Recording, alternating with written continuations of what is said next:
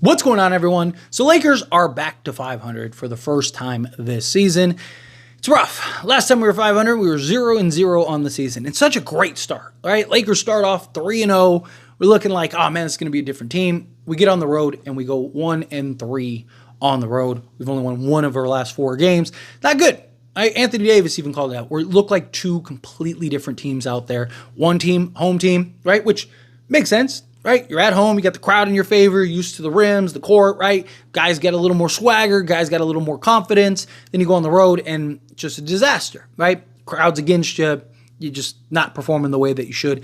This team just not look very good. This team desperately needs a trade.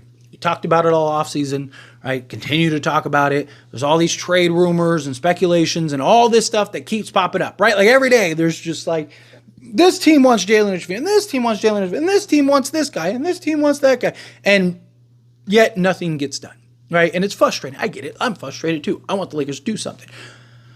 But fingers crossed, it's just kind of like a let's put it into the universe type of video, right? Again, not an insider, not some guy. I'm just a fan, right? Just a guy, right? Relay the news, give my opinion, have some fun conversations with you all. But there's been a lot of smoke, a lot of conversation about the Utah Jazz and potentially Walker Kessler. And then based on various reports, they want us to take Jordan Clarkson. Lakers want Colin Sexton. They're kind of iffy on Colin Sexton. Obviously the picks, they're trying to negotiate pick stuff like that. I've said if the Lakers make that move, the earliest they would make it is today because we were on a road trip. Lakers weren't going to make some move, especially because I don't think, again, just a guy, right? I don't think it'll be a 1-for-1 swap. I don't think it'll be like Jalen Hood-Schifino plus picks for Walker Kessler. I think that what it'll be is D'Lo and Jalen Hood-Schifino with picks for Walker Kessler and either a Jordan Clarkson or a Colin Sexton. Ideally, again, fingers crossed, Colin Sexton. That's what I believe. I think it'll be like a 2-for-2 swap type thing. I don't think it'll be, a 1-for-1 swap.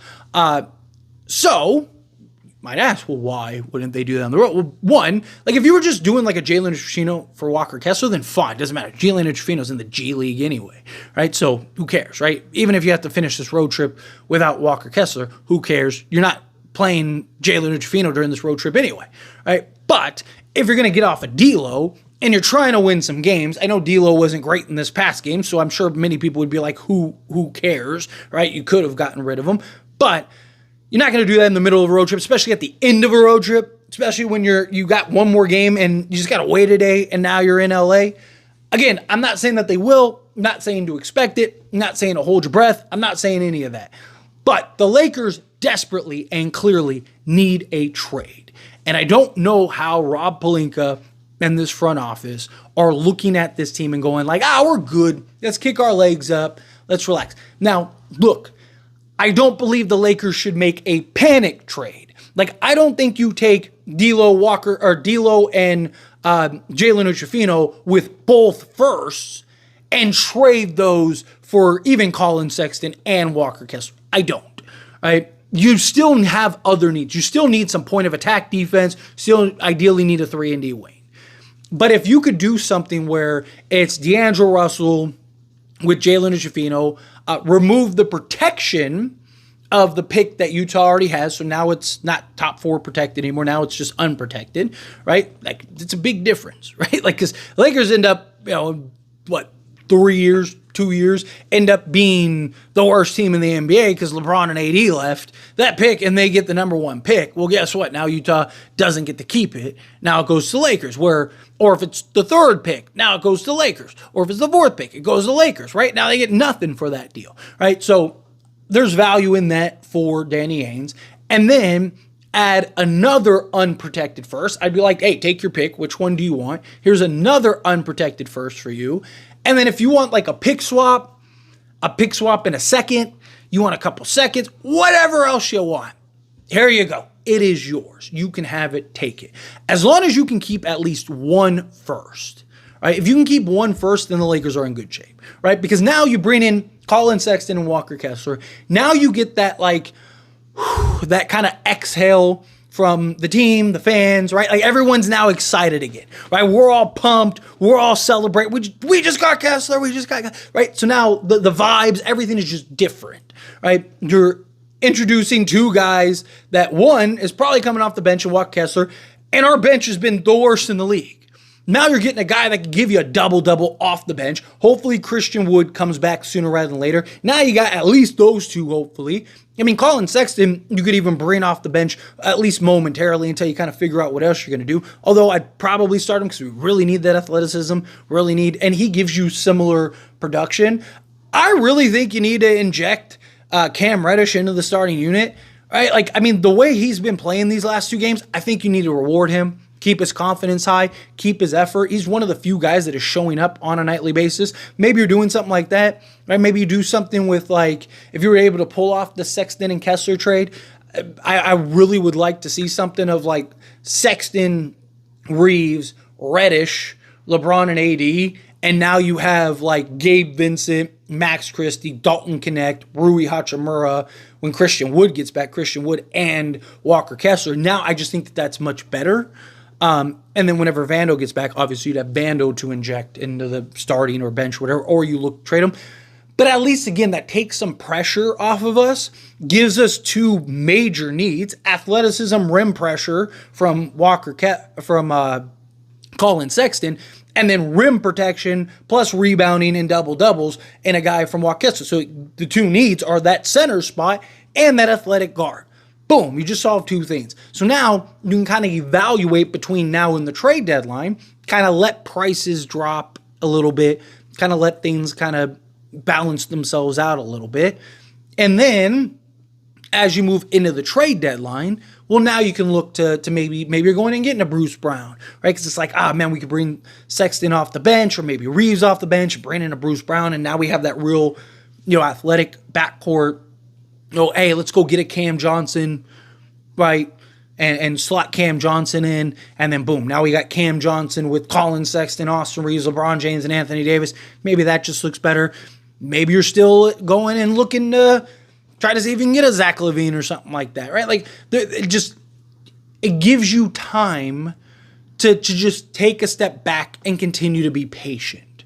Right now, again, I do think it's in the Lakers' best interest to be patient, as frustrating and as difficult and as hard as that may sound, right? I'd rather the Lakers stay patient and get the right moves than just hastily make a move and now you're stuck, right? Because, yes, do I believe we're better with Colin Sexton and Walker Kessler? Absolutely, without a doubt, right? But do I think that now we're a bona fide contender? No. I still think we need, ideally, some form of athletic two-way, either wing or guard. And then now I think we're in that conversation, right? Because we also need bench depth. We have a lot of needs on this team, if we're being honest, right? Like, so what happens when you lose Taurean Prince and Spencer Dinwiddie and these guys that were giving you or should have given you production off the bench this year, and Christian Wood's hurt and Jared Vanderbilt, like, talking about four guys that would have been on the front end of your rotation.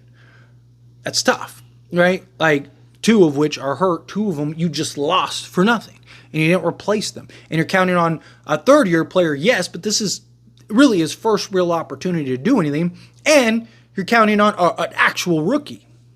It's tough, right?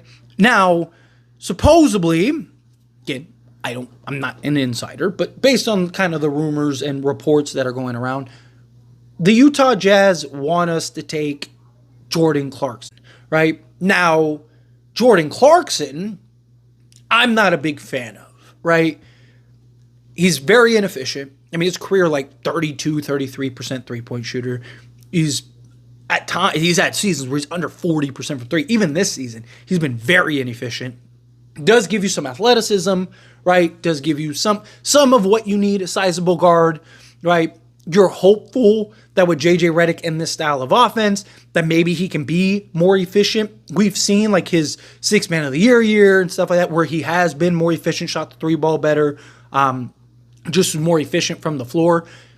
So your hope is, fingers crossed, that he can kind of get back to at least 37% from three, and then better production, get you, 45 to 50% from 2-point range is kind of your hope, right?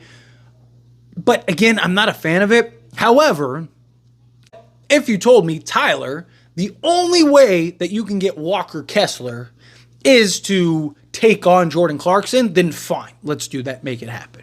And you could actually save like $4 to $6 million off your books, right? Which, now you have some flexibility. Now you can do a couple things, right?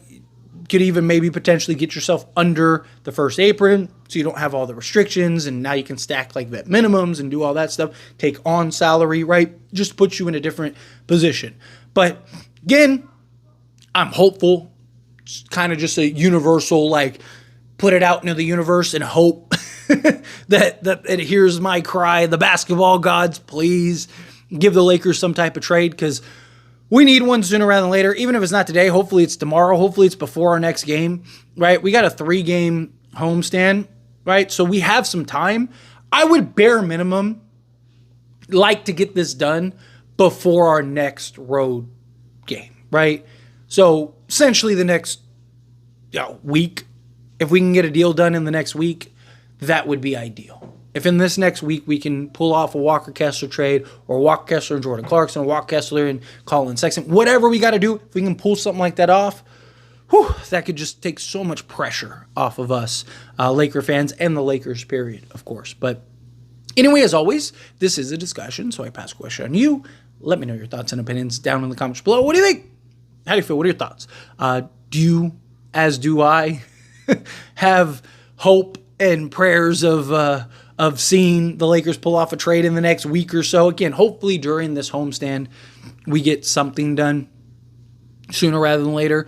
And then we can kind of, because look, if you trade D'Lo and Jalen Trufino, right, and you get Colin Sexton and you get Walker Kessler, right, you still have Gabe Vincent, Rui Hachimura, Jared Vanderbilt if you need to, because he's making $10 million, and even Max Christie, not counting Austin Reeves, but Lakers are probably not going to trade Austin Reeves, but you still have those 4 guys, which give you another like 50 plus million, right? So you could go get a Bruce Brown and a Cam Johnson, right? Like you could go get a Bruce Brown and something, or go get like I said, a Zach LaVine or something. Like, it gives you options and flexibility. But anyway, again, however you feel, whatever your thoughts are, I'd love to hear it. So let me know down in the comments below.